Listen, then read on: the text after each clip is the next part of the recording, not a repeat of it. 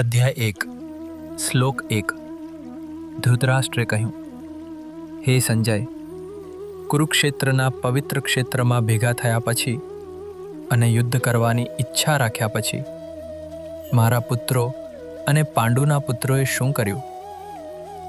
પહેલો શ્લોક ધૃતરાષ્ટ્ર દ્વારા કહેવામાં આવેલો એકમાત્ર શ્લોક છે.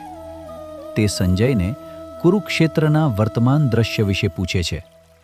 તે કૌરવોની તાકાત અને પાંડવોની નબળી નાની સેનાથી વાકેફ હતો, પરંતુ તેમ છતાં તેના મનમાં યુદ્ધના પરિણામ માટે શંકા હતી. સંજય એ ધૃતરાષ્ટ્રના મંત્રીનું નામ છે. સંજય શબ્દનો શાબ્દિક અર્થ થાય છે જેનો વિજય નિર્ણાયક છે. તે પોતાના મન અને ઇન્દ્રિયો પર પ્રભુત્વ ધરાવે છે.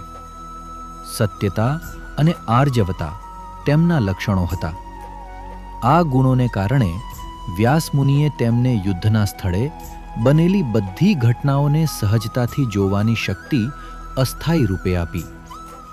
જ્યારે ધૃતરાષ્ટ્રે વ્યાસમુનિને તેમનું નામ સૂચવ્યું, તેમણે તેમના અંધ રાજાને વિશ્વાસુપણે તે વાત જણાવી. આ જ કારણ હતું કે ધૃતરાષ્ટ્ર સંજયને આ પ્રશ્ન પૂછે છે.